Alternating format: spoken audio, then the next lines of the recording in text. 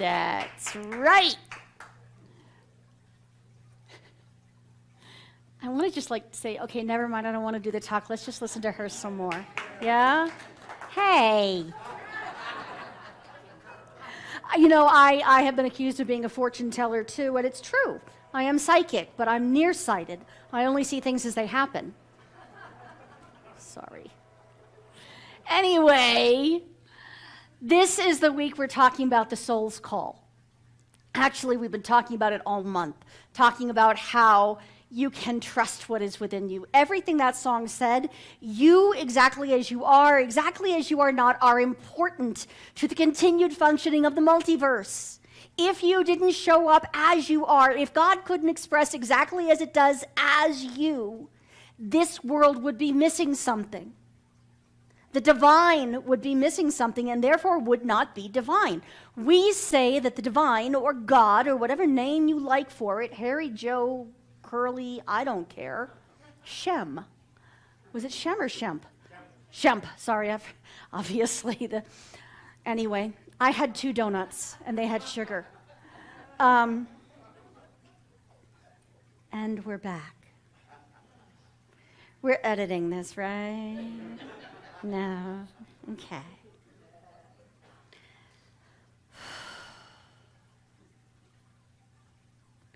So, when the soul calls, when God calls and wants to express as us, we say that God is perfect with a capital P. In the Christian tradition, the master teacher Jesus is said to have said, "Be thou perfect as your Father in heaven is perfect." He did not mean give yourself an ulcer trying to never make a mistake. I tried that. By high school, I was being treated for ulcers and weekly migraines because I was a stress kid. I would lose 2 days per week to all of that, and I still graduated. However, perfect, a better translation would be whole. Perfect in this case means lacking nothing and with nothing extra. So if you showed up as you are, no matter what judgments you have about it, how judgments you have about your own bad jokes, judgments the nuns had about my own bad jokes, judgments about your gender identity, judgment about how you dress, judgment about how much money you make, who you're with, whether or not you lived up to your parents' expectations, or down to them, for heaven's sake. The divine needed to show up exactly as you, just as you are, or it would no longer be perfect. There would be something missing. Yes? Yes. Okay. You're allowed to type yes if you're online, by the way. That works too. So I just want to make it really clear what the soul's call is. Ernest Holmes, who's the founder of this philosophy and literally wrote the books, actually. He started writing in 1918, and his last book was published during his life, 1959, and that was A New Design for Living. There were other books that were sent out posthumously, but, and from what I understand, if you go to the archives, there's all of these little napkins where he would scribble. Or he would pull the paper out of his dry cleaning and just write on that. Because why not? It's paper, right? Yes. And yes, we still have it. So he was very clear, and he used this as a symbol. This is what we call our teaching symbol. Contrary to what some people have asked me, no, the V does not stand for visitors. We are not waiting for the mothership. If we are, it's late. I want the e-ticket. So the top, this is actually, it's a circle, for those of you who can't tell. It's a circle with 2 lines going through it across and a V in the middle. Few people know that before he became Dr. Ernest Holmes, or actually Reverend Dr. Ernest Holmes, he worked for Parks and Recreation for the city of Ventura. If you take out the 2 horizontal lines, that's the symbol for the city of Ventura. God shows up everywhere. There are sermons in stones and logos. Logos is a whole nother issue because that's a word in Greek anyway. The top part is what we call principle or spirit. Now, I know that people have different definitions for spirit and soul.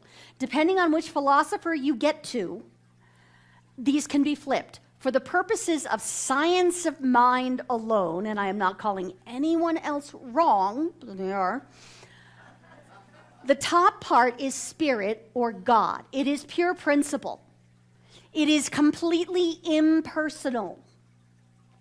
It doesn't care what language you pray in. It doesn't care whether you kneel, sit, stand, or prostrate yourself. It doesn't care if you levitate 3 feet off the ground in order to pray. There's an old joke about, the way I understood it, there's an old joke about God finally has someone he's been waiting for sit down and pray, and the person is polite, so they say, "So how have you been?" "Oh, I'm so hungry. I haven't eaten in 30 days. God, why haven't you eaten in 30 days? I didn't want my mouth to be full in case you called on me." We got rid of that God, by the way. So the top part is completely impersonal. It's like electricity. It's like any other energy.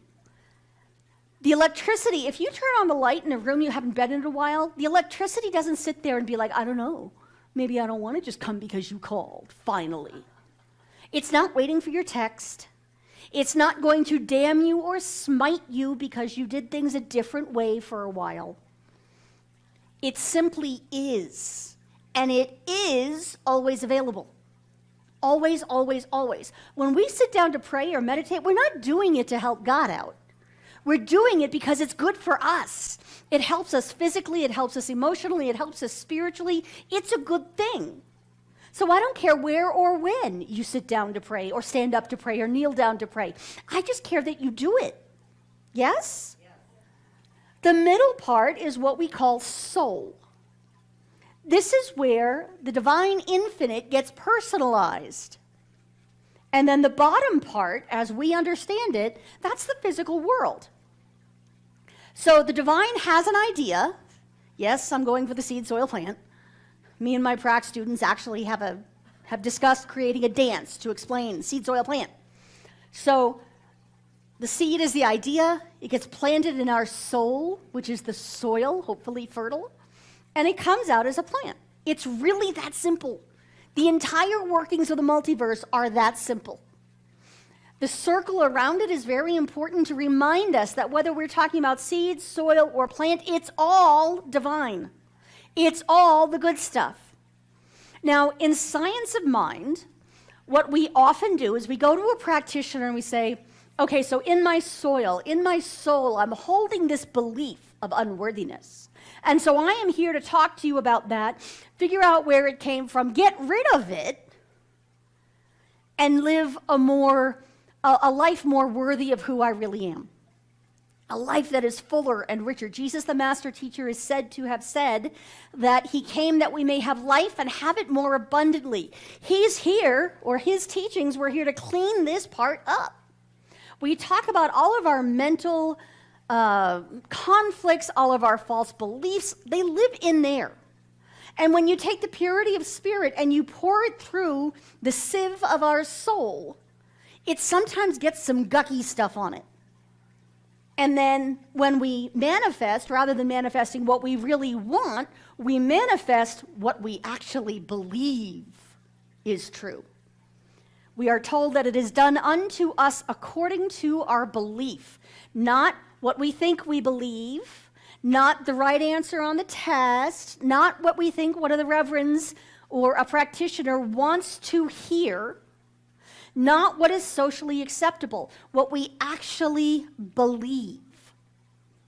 And so most of us have been to practitioners or therapists, or in my case, hairdresser and nail person. All of them, we have our friends that we go to talk about these things that we believe and to agree on them. To agree that, as the person Celia ran into said, it's scary out there. Everybody knows there's another depression coming. Everybody knows that the smoke we smell is the fire on its way to burn us out. Everybody knows that. Did you know you're dying? Right here, right now. So frickin' what? The question is, what are you going to do right up until that happens? I often say there's a graveyard full of people out there that have had near-life experiences. Too many people, including me some days, live our lives as if they're already over and we're just waiting for the check. Yeah? Yes. When we could be out there having fun. When we could be recognizing that the divine showed up as us and we're not showing it a very good time. We sometimes are God's worst date. Yeah? I mean, we're going to get a second date out of it, but what I want to focus on today is this middle part, because this is where the soul's call comes from. The soul's call is that thing that we're dreaming about. What we often forget in this teaching is that in here are all of the parts of us that when we were kids absolutely knew that we could fly if we jumped off the garage. Now, some of us just had to pretend because we didn't have a garage. But, you know, when I was little, I knew with all my heart I would make my living on a stage. I knew, and my mother knew because she told me, that I would be on Broadway someday. That my job was to be an actor. That who I was to sing and to dance and to express from a stage. Believe me, this is not what my Catholic mommy meant. And, you know, it's just a stage I'm going through. I hope not. It feels pretty solid. When you were little, did you ever pretend? Did you ever pretend anything? Did you ever pretend to be a superhero? Am I the only one that did this and was sure I was going to turn into Wonder Woman? I wanted my lasso of truth and my invisible airplane. When we are children, before we get told what all of our bad beliefs are, we have this ability to know, to maybe not be still, but to know with all of ourselves that there is magic in the world, and that if we will just be present with it. And have you ever watched a little kid try and walk down a street? Oh, look, and there's a bug right there, and ooh, flowers. Yes, I know you think they're weeds. I see flowers. And walking, ooh, walking. Have you ever watched a toddler? They have fun with their own feet. Those feet that had been in their mouths not all that long before, which was also fun. Little kids and animals are very good at staying present in the moment and not worrying too much about what they have been told they should be. Your soul's call requires you to let go of the past and whoever done you wrong and the way it used to be and the right way of doing things as explained to you in the Baltimore Catechism or whatever. It requires you to let go of who you think you should be by now, and why don't I have my PhD yet, and what do you mean I'm not married with 3.5 kids? It requires that you let go of how you think things should be and be right here, right now, so that you can hear your particular soul's call. We say that we are individualized expressions of the divine, that we are one, but not all the same. Each of us has to be in the world as ourselves as fully as we can. One of the things I woke up to as an adult is that, yes, I am to be on a stage, being somewhat outrageous, well, not a stage, a platform, but being a little outrageous sometimes and acting for all the world as the realest me I can be. The character, the only character I play, the only thing I channel is Kathleen. And I would ask, when was the last time you channeled you? When was the last time that you came to play the character, the starring role in your own life? I know that many of you are doing it all the time. Maybe it's time for you to take a bow and just acknowledge that you rock at this game, that you really should be getting Emmys and Oscars and Tonys for this one role that you play.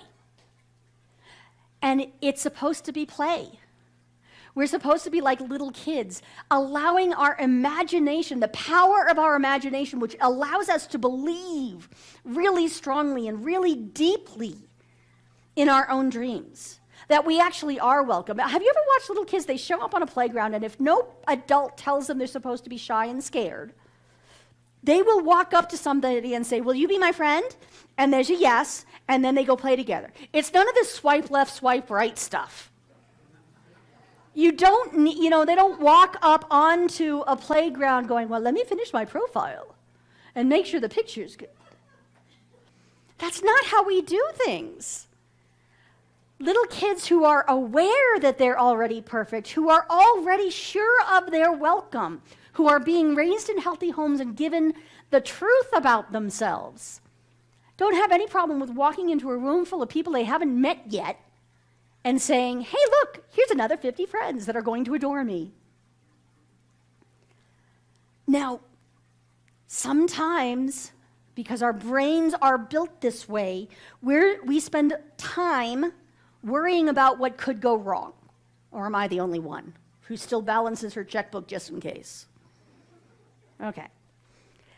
Our brains are built that way. Our brains are built to deal with the problems first, because once upon a time, the problem could be a saber-toothed tiger getting ready to bite you in the foot. But you know what? There are no saber-toothed tigers anymore. My cat thinks he's one. But most of the dangers that we are built to protect ourselves from never happen anymore.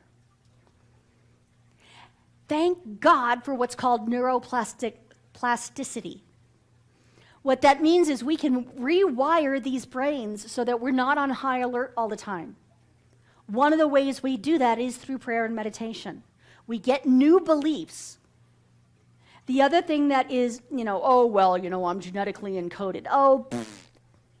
Epigenetics, ladies and gentlemen. We can change our DNA. All of this stuff is fun. And yes, I am telling you to pay attention to how you walk and the bugs on the sidewalk and all of the dandelions and everything else. And there is real science behind this. You can change your brain chemistry. You can change your DNA. You can make different things express. And the mystics have known for millennia. They didn't care about DNA. They didn't need to open up your brain, your head, in order to look at your brain and poke it and see what happens. The mystics knew that they were one with the divine, and that so is everyone else. The person you're sitting next to, look at him for a second. That's God. I know you think you're sitting alone, but, Elijah. I'm allowed to reference Judaism. It's okay. Here's the thing. There are many traditions in which people believe that babies are born into this world and then told, "Shh, don't talk, don't tell." How many have heard those stories? In the Talmud, it says that there is an angel that presses its finger, and that's why we have this little divot in our lip. And it says, "Shh, don't tell. Don't tell." Part of the joy of life, part of your soul's call, no matter how individually it expresses, is to remember that you, with all of your hang-ups, with however it worked out, are also the divine being. Can also call on that aspect of your own soul, that aspect of your own beingness to start over. To have a new day, to have a new thought, to recreate this world according to your greatest joy, according to your heart's desire. You have to be willing to listen to it. And let me tell you this too. Ernest Holmes taught us to pray in a certain way. And that is what I spend a lot of my time teaching people to do. We have 5 steps of treatment. It doesn't matter whether we have 1, 2, 12, or umpteen. We happen to teach 5 steps of treatment. I can teach anyone who wants to learn those 5 steps of treatment. For those of you who have been here for a while, they are whining, crying, moaning. No, okay, so just because you passed your prac exam doesn't mean you don't have to know this stuff. Recognition. We have a new cognition about God. We recognize the divine in a whole new way. The second one is unification. You can be writing this down on your screen too if you want. Unification. We recognize that God is all there is, and so we must be part of that. Third one, realization. We realize that whatever it is we think we're missing, we already got because we're part of the infinite good. Third one, I know how I feel about numbers. I don't know how to count. I wasn't looking at my hand. God. Fourth one, Thanksgiving. Absolutely. We are grateful that Spirit works the way it works, and that whatever it was we thought we didn't have at the beginning of the prayer, we're grateful to have it. Fifth one, God, now I'm all messed up. Umpteenth one, release. This is the one with claw marks on it usually. This is where we say, okay, I have used my imagination. I have stated the way that I think the world should be. I'm going to let all of that go, and when I get up from my prayer chair, when I take the next step forward, I'm going to live as if I believed it. I can't teach anyone how to count apparently, but I can teach anyone the 5 steps of treatment. Here's what I can't teach you. Ernest Holmes says there's the technique and the fire. The fire comes from here. The fire comes from your particular soul. The fire is your imagination. The fire is your emotion. That perhaps some of us were told not to be quite so emotional. And now I'm going to tell you the opposite. Get really, really emotional. Cry, giggle, whatever. But feel it in your gut. That whatever you're saying in your prayer is absolutely the truth, no matter how ridiculous it sounds.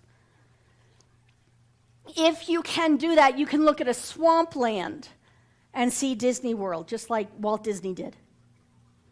You can go through hell and discover saunas. I don't know, something like that. There's absolutely nothing you cannot do if you will call in all of that soul's call and then speak it into being. How do we do that? Just like this. And so I ask you to join me in consciousness and take these words for your own if you so choose.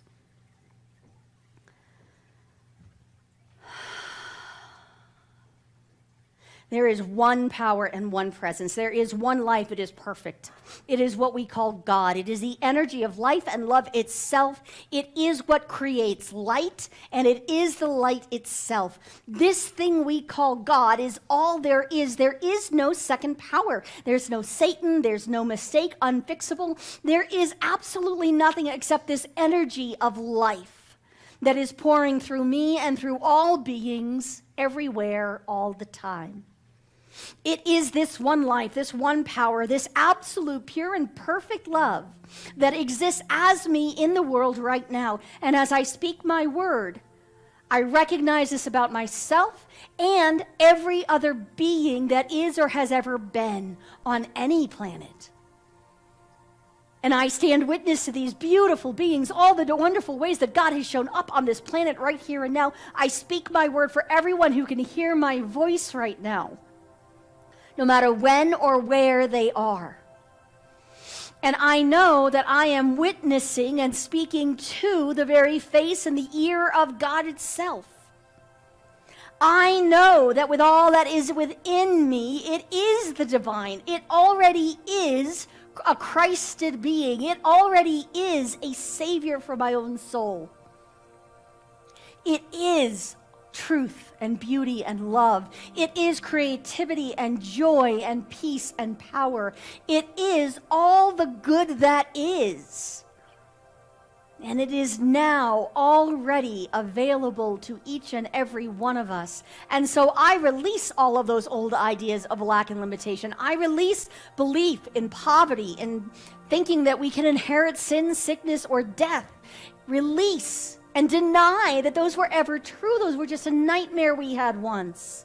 And we stand in the truth now. We stand in the light now. We stand accepting all of this love and all of this abundant and perfect good as our birthright. I speak my word right now, knowing that I am describing that which already is in the mind of God. And because I have witnessed it, because I see it, because I believe it, because I already know about it, I know that each and every one of us will see it made manifest in our lives as our joy, as the answer to our soul's call. I give thanks that this is simply how it works. It's as easy as flicking on a light switch, and it works every single time for every person who uses it. I am so grateful to know that the law of cause and effects works all the time, and it has already worked on this law, and so I release it and let it be, and so it is.